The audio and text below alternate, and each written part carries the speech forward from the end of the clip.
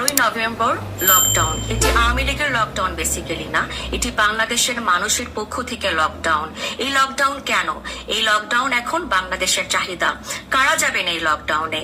24শে যে জুলাইয়ে যে মেটিকুলাস আন্দোলনের যে হাজার হাজার পুলিশকে মারা হয়েছে, তাদের পরিবারের মৌন সম্মতি থাকবে এই লকডাউনে। শুধু তাই নয়, যেসব আনসার বাহিনীকে আপনার সচিবালয়ে মারা হয়েছে, ফ্যাসিস্টের দোসর বলা হয়েছে, তাদের পরিবারের মৌন সম্মতি থাকবে এই লকডাউনে।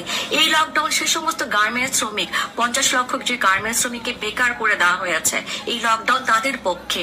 শুধু ছাত্রলীগ করার অপরাধে যেসব ছাত্রের ছাত্রত্ব কেড়ে নেওয়া হয়েছে আজীবনের জন্য, শিক্ষা জীবন শেষ, তাদের জন্য তাদের পক্ষ থেকে এই লকডাউন।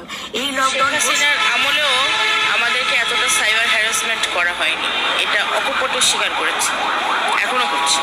শেখ হাসিনার আমলেও আমাদের এইভাবে সাইবার হ্যারাসমেন্ট করা হয়নি। এখন বুঝতে পারছি কোনো একটা দলকে কেন নিষিদ্ধ করে রাখা হচ্ছে, এটা আমরা এখন ফিল করতে পারি।